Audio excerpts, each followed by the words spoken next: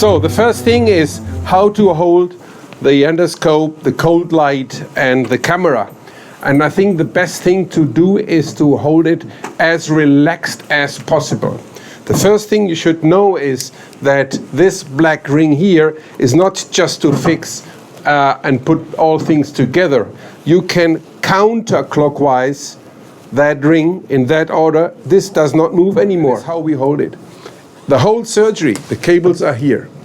The other trick is you have to stand in front of the monitor, always.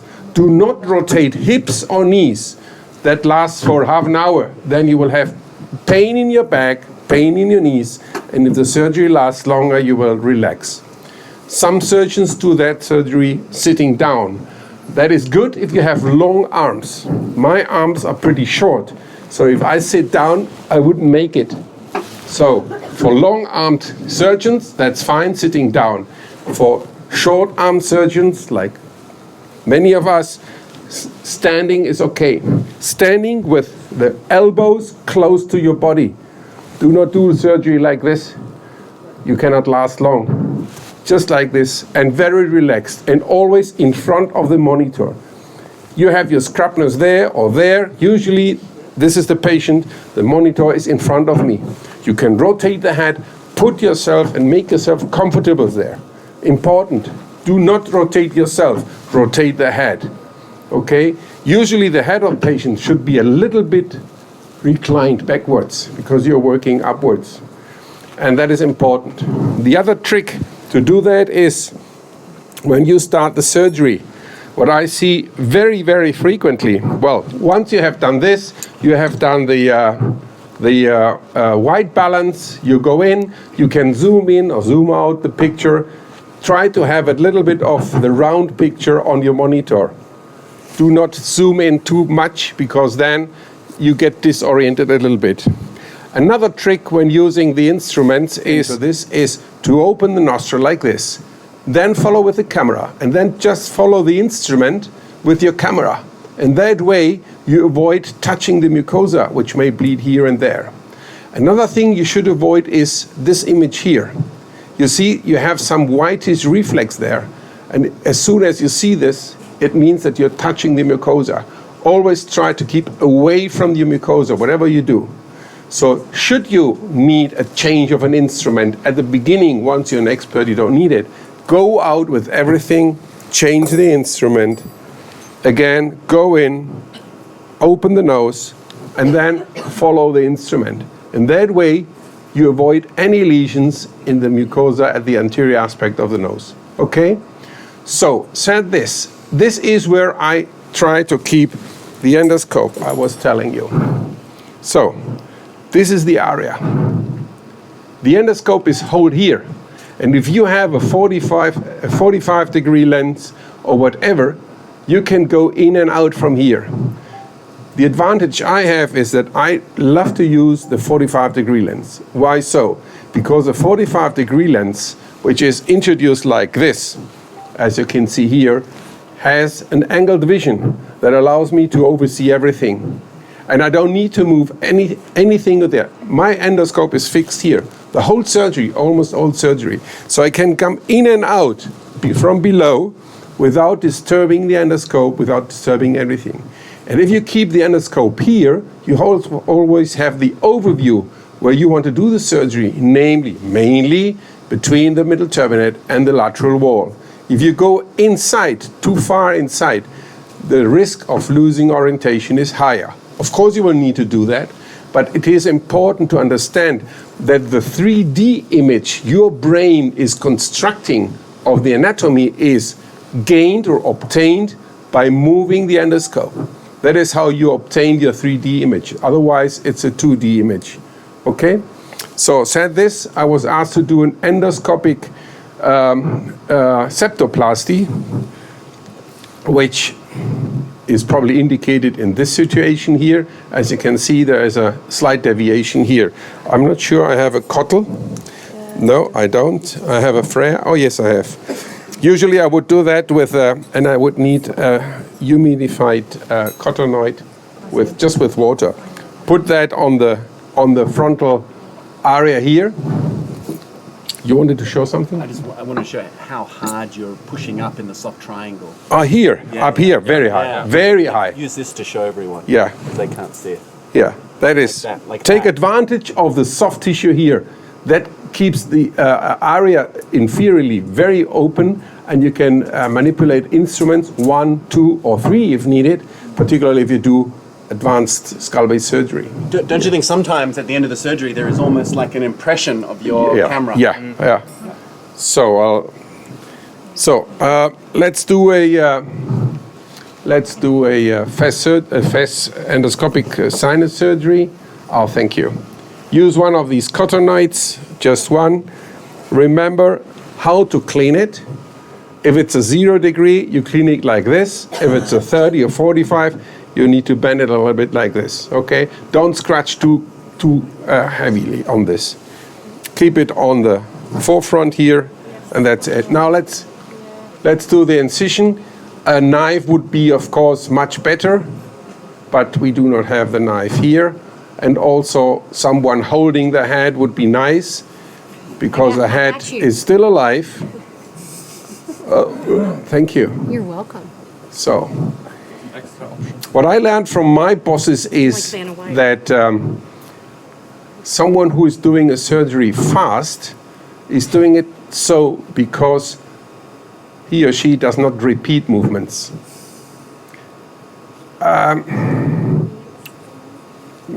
Sickle knife, no, there is a perforation down there already, but problem is.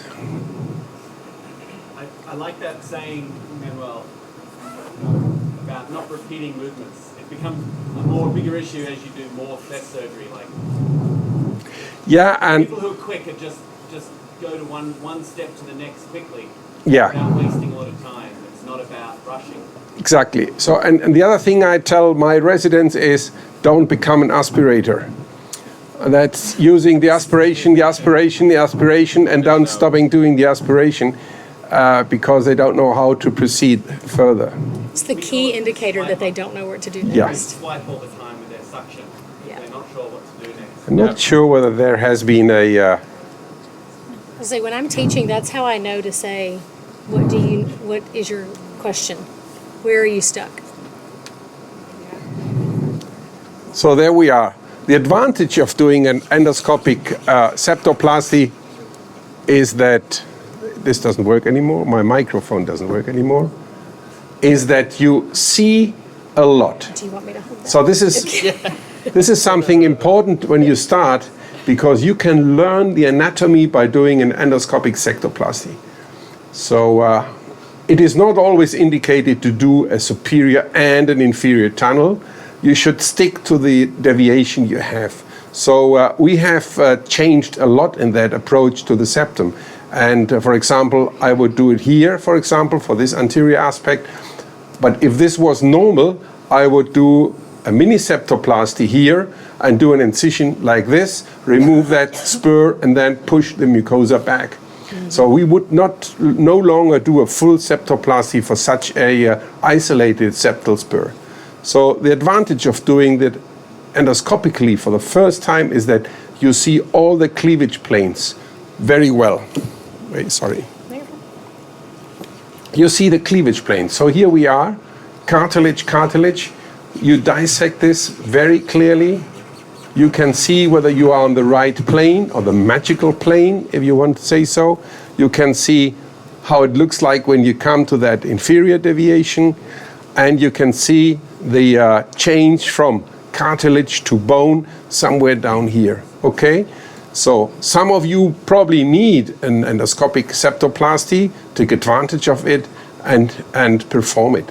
I think I shouldn't use and do it fully. It's just to see the basics of it, and then you can correct it because some of them may have a deviated septum. Okay. Oh, okay. So I turned the head a little bit. When I operate, the head's actually turned this way, and the camera's in front of us. I just because there's sometimes different ways based on your hand size to hold things. Richard made fun of me, told me I looked like an American planting a flag everywhere as we took over, the way I held the camera, but I've got a small hand. And so there are ways that I hold it based on what I'm doing. And I think as Manuel said, ergonomics is important. Hopefully you're doing this for a really long time. Don't kill your hand. So we're gonna first kind of go over some of this anatomy really quickly. And you know, I was a cheerleader. I can talk really loud if you want me to. Okay, I don't mind. As long as you don't dance. I promise I won't dance. Well, you know, I do play music in the operating room. Okay, so we're just gonna cover some of this anatomy that we talked about in lecture. So we're obviously looking in the left side of the nose. Septum is over here on the left. This is the inferior turbinate.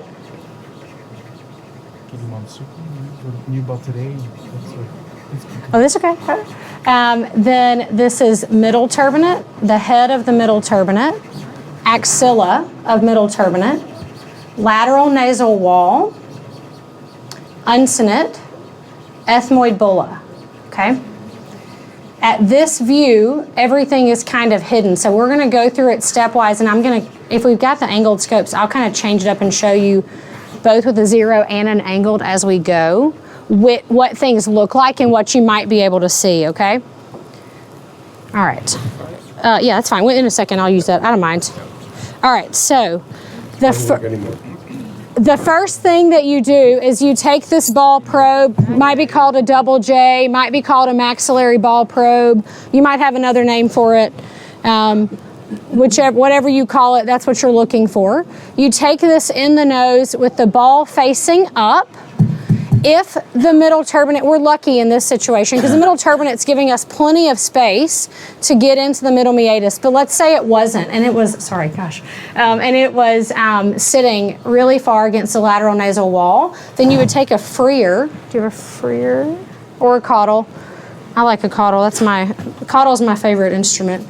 And you can actually come here and push on the middle turbinate and give a little bit of relaxing incision in here so that you can make sure that you can come in and out of this space without bumping into this.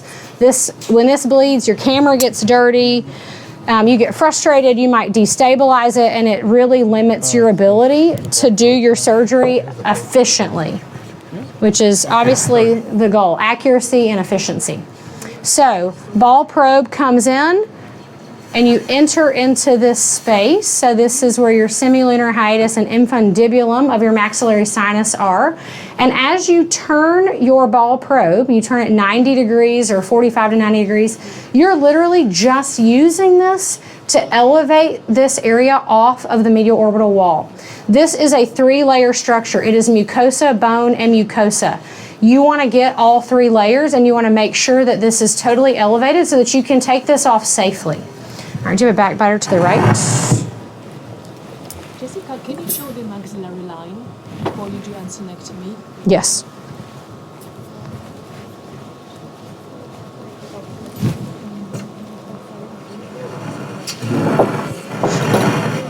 Sorry. Okay.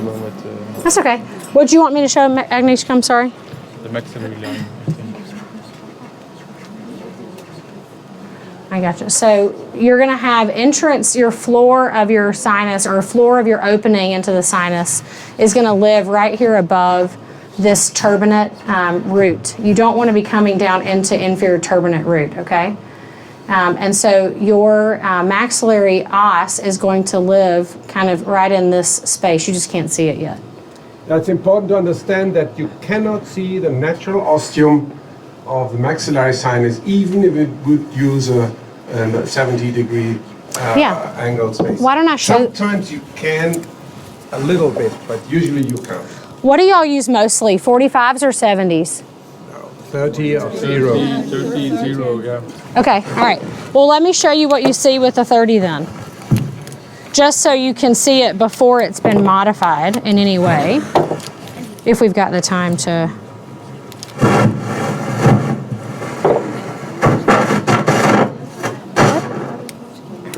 Sorry. Okay. All right, so. Can you turn off that microphone? Yeah, just sort out the mic. All right, so this is a 30-degree scope. You guys see the post sits opposite of the way you're looking. All right, so this one, you don't get to just choose how your hand feels. You've got to look, it's going to be set opposite of how it's looking. So, yes, sir. Oh, yeah, go ahead. Yeah. Thank you. Yeah, that's fine. So if you're...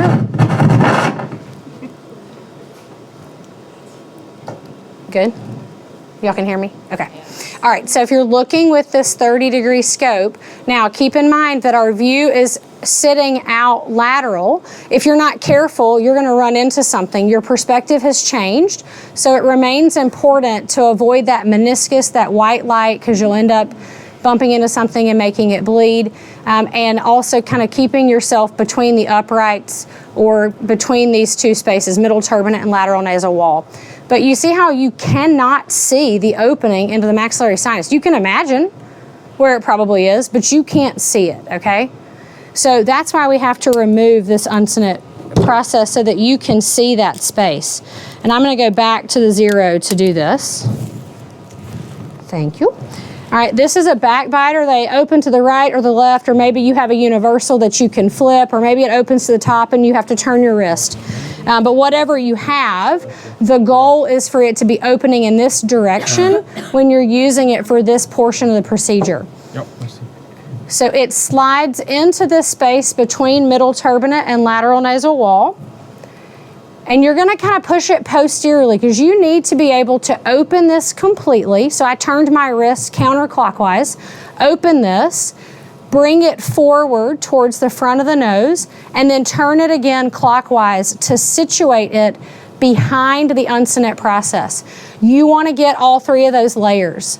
If you don't, you'll think you've taken this, you'll look and you'll go, where's the os? And you'll start repeating a movement to get good clearance. All right, so once this is seated here, you want to make sure you're at the lower border of this, again, not coming into the turbinate root because you don't want to cause all that bleeding or destabilize where the inferior turbinate attaches.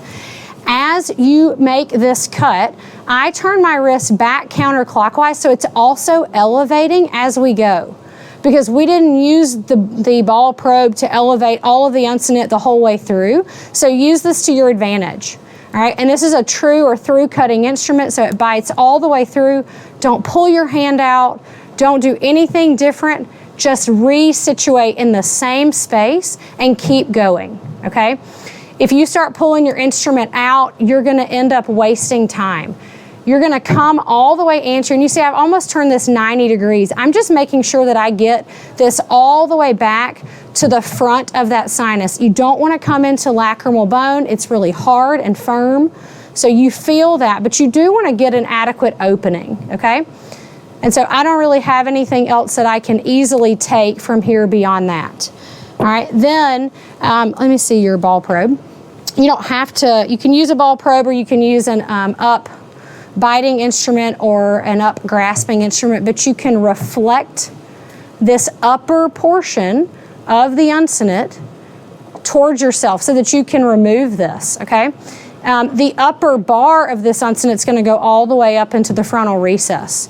And so you definitely want to get this portion out that's going to block your access to the maxillary sinus. Yeah, perfect.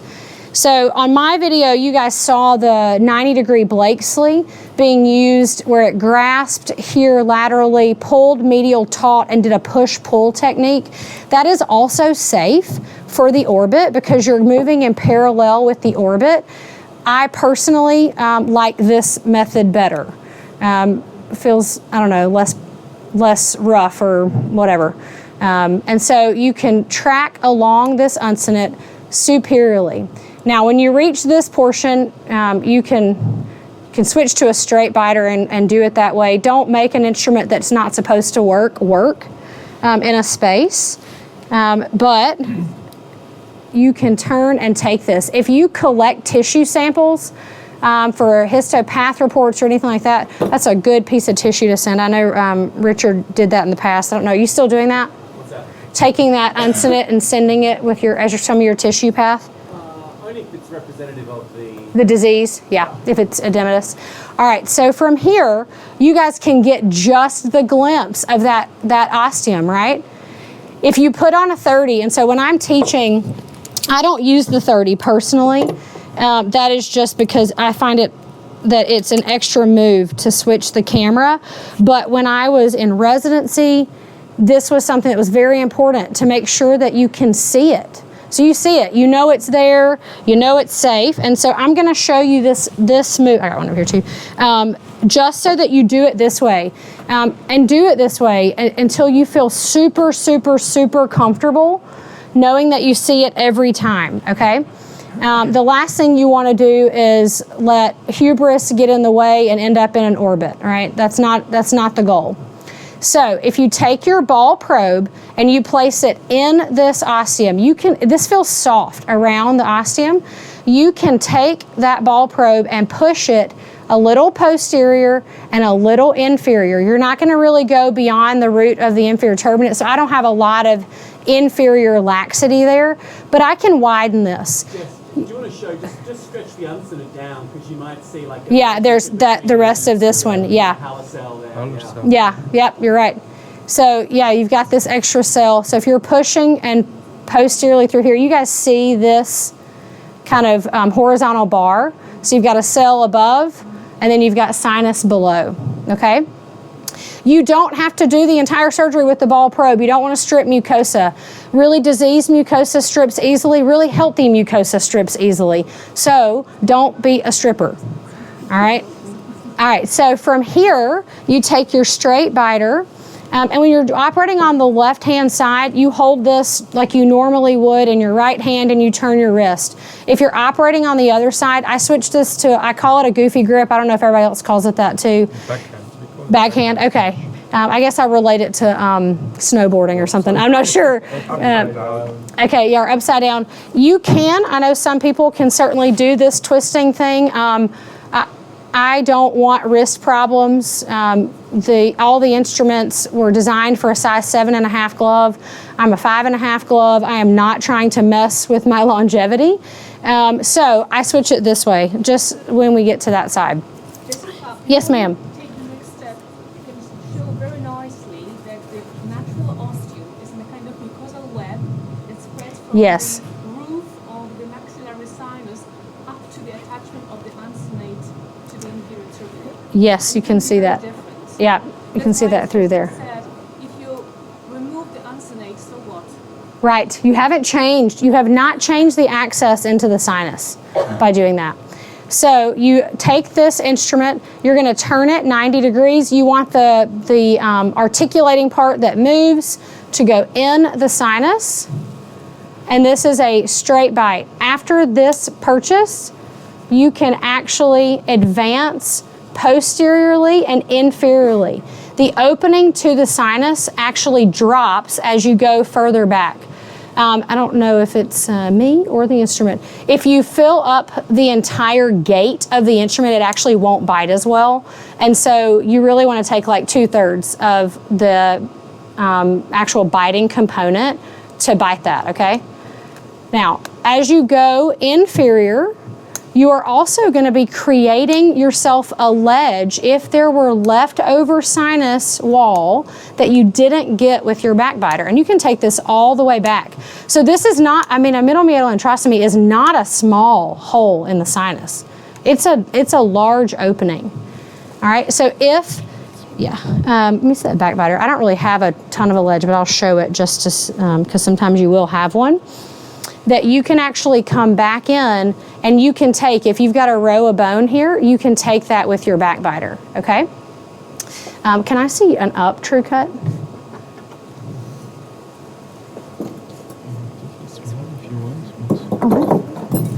That's fine, that's no problem.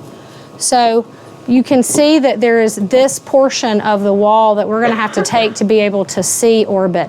At this point, if I were to be using a 30, I am going to end up switching back to a 0 so that I can reach all my instruments in there, okay? I would prefer to do the majority of the surgery with the 0.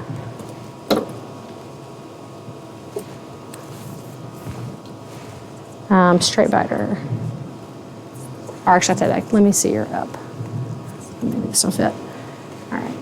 And so you can take down the rest of this wall until you find orbital floor, okay? This is maximizing this opening. And then do we have a Kerrison up or an up? I know we have an up true cut. I can use up true cut, it's fine. You also want to make sure this is a maximum opening, and you don't want to miss something like a Haller cell, because that is going to give you trouble with your maximum size here. So I'm actually going to go through and open this up with a true cut, or you can use a Kerrison up, like a 2 millimeter Kerrison up. The up true cut's fine. Do you have a? Did I miss it? Oh, no, sorry, I was hoarding it. My bad. You might hear me if I'm walking around talking with you. We kind of call them like baby, mama, and daddy Kerrison, and so what I mean is 1, 2, and 4. Okay, and so this may not fit as well in here, but you can take this. You can feel wall behind it, so you know that you can safely widen this space. Okay. And I would do that. I do this often with an up true cut, but I do find that the Kerrison is a nice thing in the armamentarium. And then, do we have a debrider? Yes. Am I? Oh, there it is. Okay. And then what about? Yes, please. And then some suction. So my goal, obviously, these are non-bleeding situations, right? So this is ideal circumstances, but you are going to be wanting to do this as efficient as possible, so you don't need to like bite 3 things and use your microdebrider. If you can still see the next step, keep going. Use the debrider when you need to clear your view. The debrider functions as a suction. You do not need to put a suction in and pet the mucosa over and over again. You can put in your microdebrider closed, and so this is the pedal. I'm sorry, I'm stealing it from you for a second. You can actually close the gate on the microdebrider by using the triangle or the delta symbol, and then the thing that actually has the arrows that spin is how you change your RPMs. I always thought, no, the straight one. I always thought it should be the other way around, but that's not the way it is. So when we get this set up, I always press that button on the right side to close the gate so it's not suctioning when you go in. That way you don't pull your flap off your septum, the head of the inferior turbinate, or any other structure that's going to stir up bleeding. And then you can utilize this as your suction and your debridement. So the suction is not working. Do you just want to proceed without it? Yeah, for the moment. Yeah. Okay, all right, that's fine.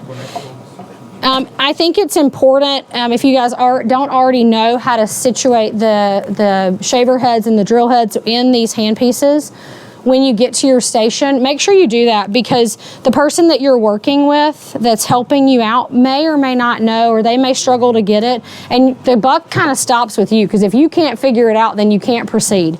And so I don't work for Medtronic, but I certainly know how to troubleshoot every problem under the sun that I can think of, because it keeps the case going, right? Do you want to, for the sake of keeping the dissection going, do you want to do the bullectomy very quickly? Yeah, I can do that. Good idea. We'll get people on the dissection heads. Yeah. All right, so you'll take the shaver and kind of clean this area, okay? Now, this is the bulla. You can fully see the bulla. One moment. 10 seconds. Okay. Technical error. Okay. And that to your exact point about cutting all the mucosa up and then shaving only when you have to. Yeah.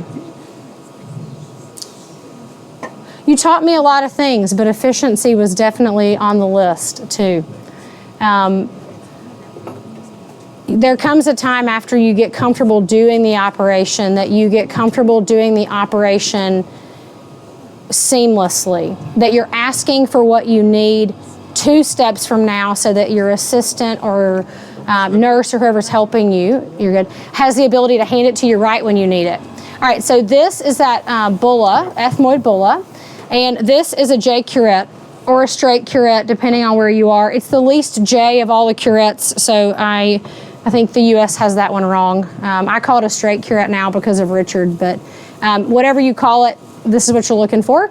And you actually want to place this. You can do one of 2 things. You can come in the medial portion and basically bring this over the face of the bulla, and you come in between the cell and fracture this forward, or you can actually just come in inferiorly and give yourself an option of access, okay? You do not need to do the entire bullectomy with this instrument. I actually saw somebody get into the skull base that way. I use this one. It's just preference. You can use a Kerrison up or an up true cut.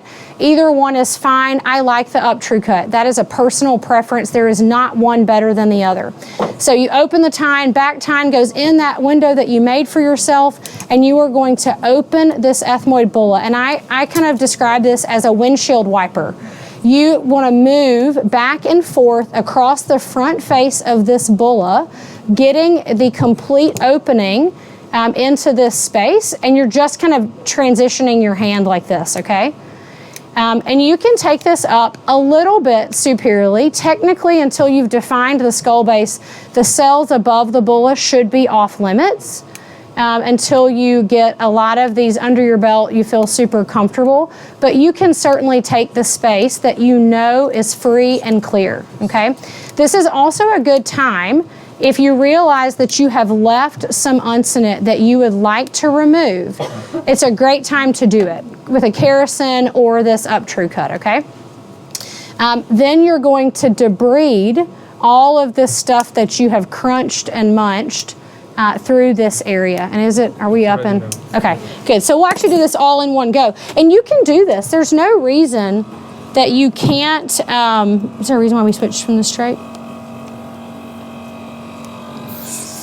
Is there a reason can I do this one? Is that okay? Yeah, that's fine. Oh, okay. Oh, okay. All right. You can do all of these steps of the procedure before you go to debridement, you know? So as you guys can see, gate is closed. Oh, sorry. Okay. All right. Okay. So the gate is closed. I'm going to press that little blue button I showed you, and you can open the gate or close it. Close it before you put it in always. That way you do not have unintended consequences of the suction. As soon as you get where you want to go, if you have blood or something, you just basically open that gate the same way you closed it, and the tissue comes to you. You want to press completely all the way down on the pedal. If you are being timid with the pedal, you are more likely to strip mucosa.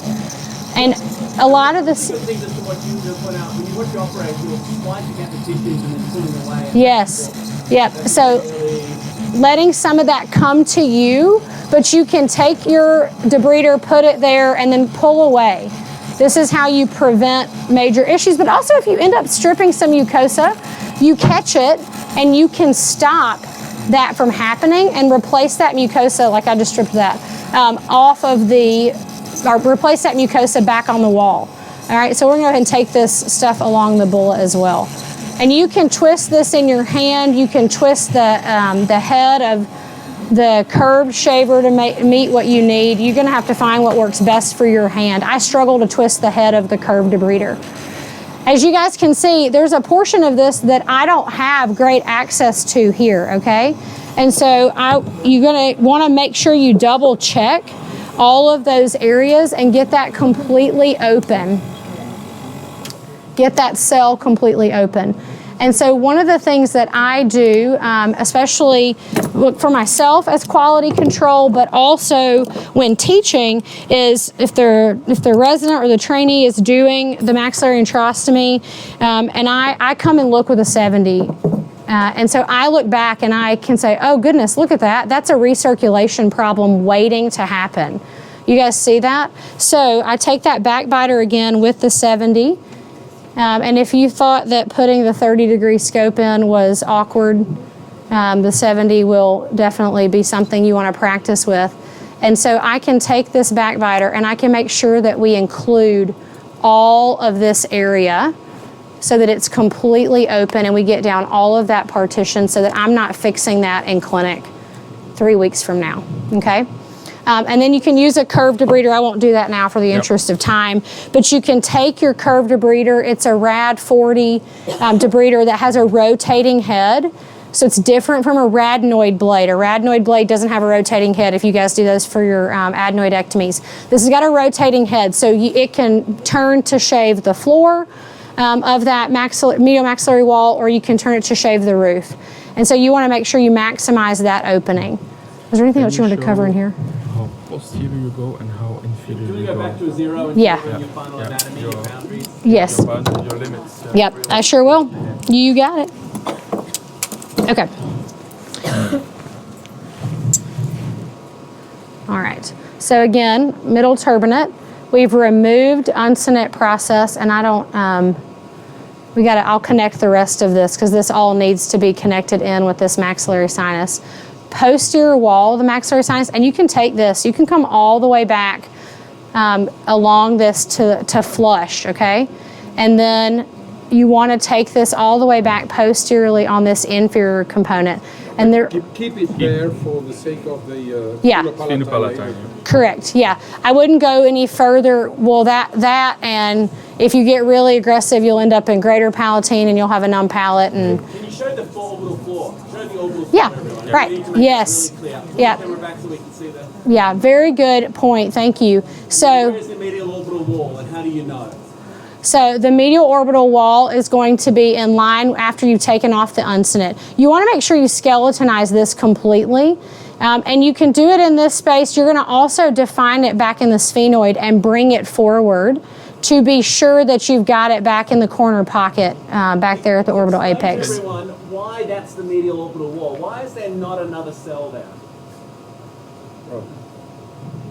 I mean, maybe you see it intuitively. Yeah, I don't know if I can, Okay, so go to the orbital floor. just because it's coming up flush. Follow it. Yeah. Yeah. The orbital Yeah. floor stops there. I was like, it's just, I don't know, it just is.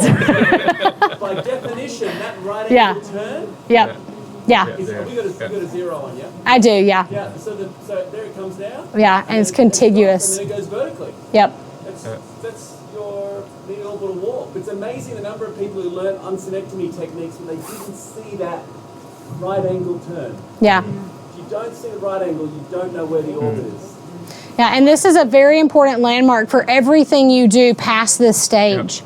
The height of this orbital floor is going to keep you safe as you move forward through the next steps of this surgery. And so you do, and Richard brought up a good point because I was not keeping the perspective.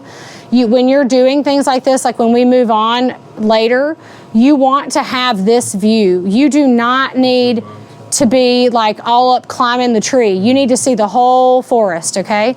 And keeping that perspective will actually make sure that you're safe as you move forward from this and then any other endoscopic sinus or skull base surgery.